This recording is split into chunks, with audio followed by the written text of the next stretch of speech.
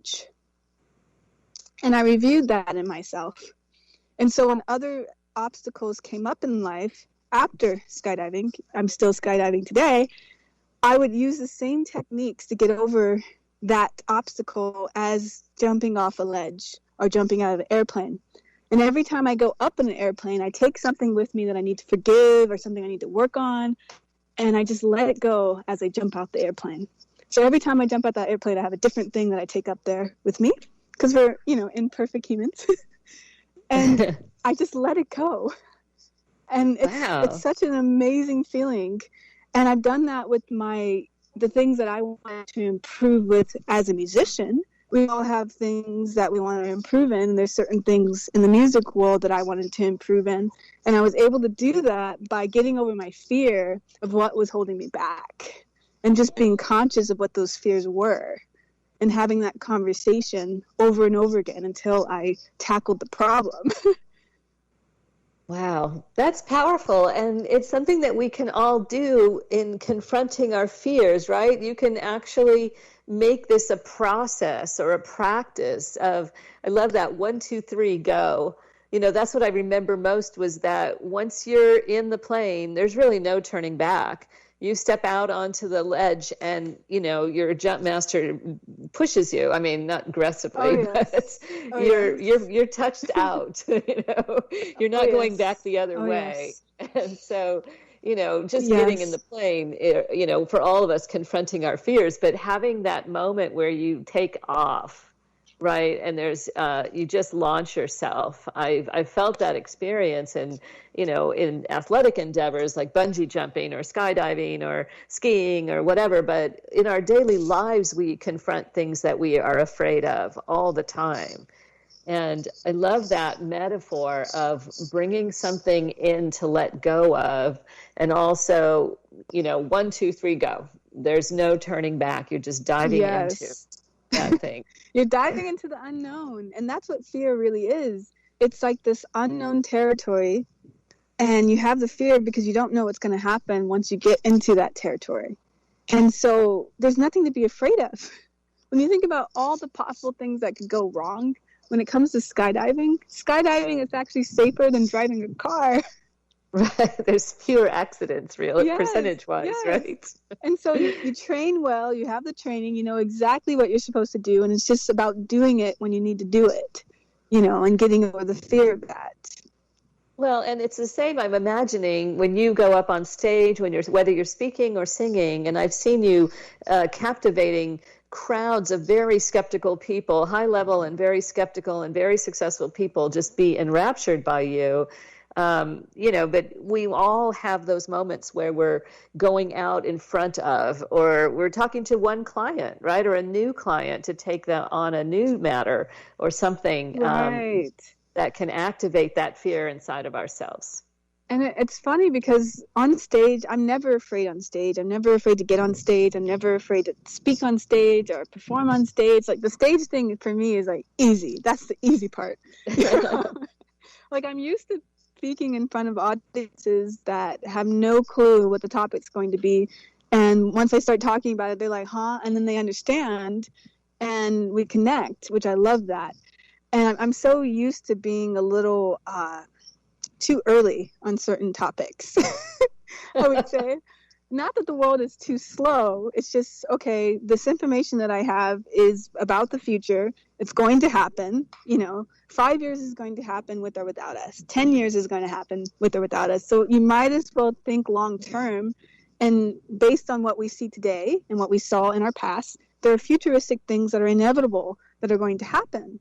And then when you start talking about those futuristic things, people get scared, because they feel like what they're doing today is a threat.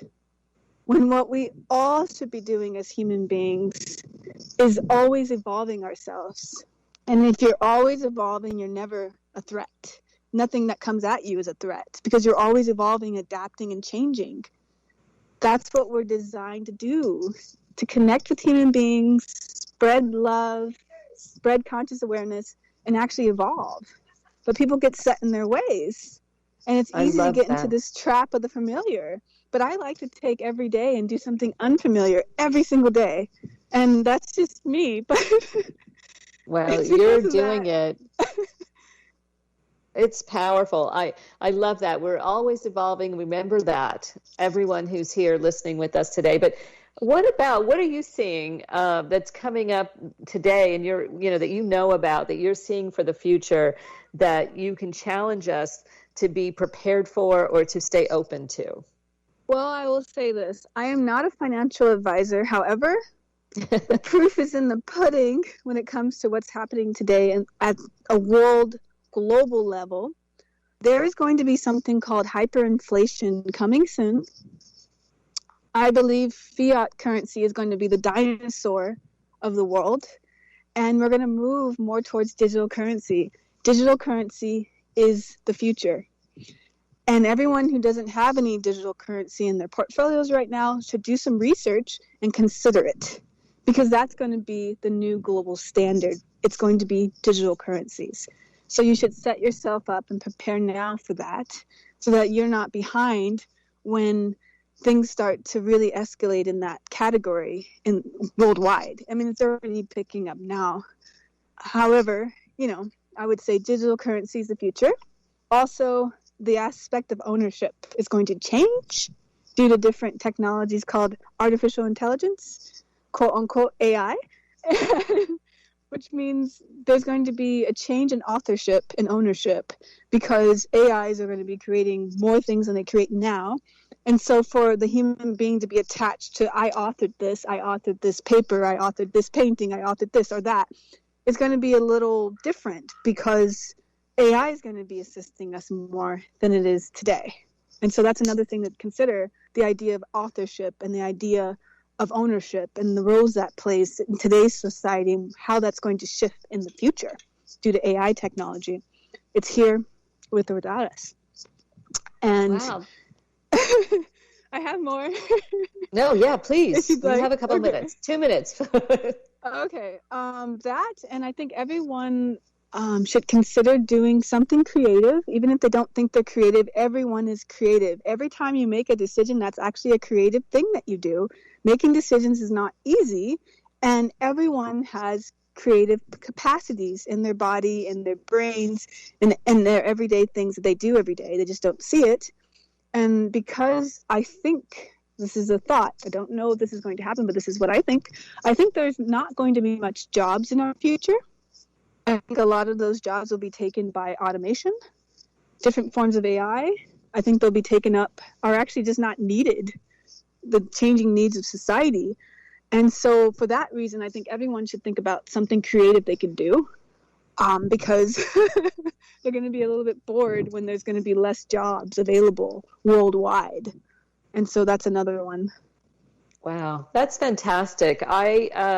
You've given us so much food for thought, and it's interesting when you talk about authorship as an artist. I look forward to seeing what new ways you create. And please, thank you so much, first of all, for all this incredible value and wisdom that you've shared with us today. I know you out there are going to want to listen to this over and over again. There's so much to unpack.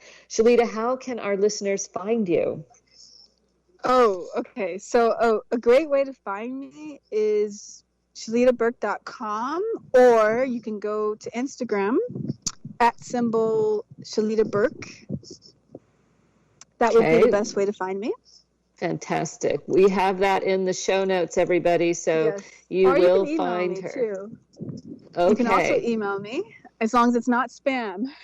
Right. Is that Shelita@live.com? Yes, that's correct. Okay, well, that's going to be on the webpage, everybody, so you can find those. Shelita, thank you so much for being here today. I'm so honored that you took time in between jumps out of airplanes to come and be with us. I'm honored that you have me here today. Thank you so much. I hope we'll get to have you back. Thank you, thank you, thank you.